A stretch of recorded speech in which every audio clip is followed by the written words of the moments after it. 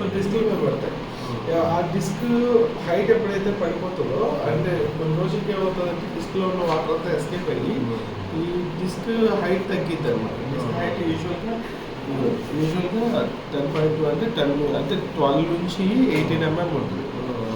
అంటే 10 ఇప్పుడు ఇది 10 ఉంది, ఇది 9 ఉంది, ఇది 8, ఇది 7, ఈ ఐస్ క్రిటికల్లీ లో ఉన్నాయి. సో ఈ హైట్ ఎప్పుడైతే తగ్గిద్దో ఇప్పుడు ఈ ఎముకకి మనకి మధ్యలో ఈ డిస్క్ ఉంది కదా, సో ఆ హైట్ ఎప్పుడైతే తగ్గిందో ఈ అసలు రియల్ జాయింట్ ఫ్యాసెట్స్ అంటాం. ఈ వెనకాల కనిపిస్తున్నాయి కదా, ఒక్కొక్క బోన్కి 4 ఫ్యాసెట్స్ ఉంటాయి, పైన 2 కింద 2. ఆ ప్రెషరు దాని మీద పడింది. అంటే ఈ హైట్ తగ్గేసరికి ఒకదాని మీద ఒకటి ఎక్కేసింది. మీరు అక్కడ జరిగే ప్రతి మూమెంట్ రాసుకుంటారు. ఆ రాసుకోవడాన్ని ఫ్యాస్టల్ ఆర్థోపెడిక్ అంటే మీకు డిస్క్ ప్రాబ్లం కన్నా ఆ హైట్ తగ్గడం వల్ల ఈ ఫ్యాసెట్స్ అరిగిపోతున్నాయి అన్నమాట. అంటే ఇప్పుడు అసలు రియల్ స్పాండిలోసిస్ అంటే అది ఫ్యాస్టల్ ఆర్థోపెడిక్. So height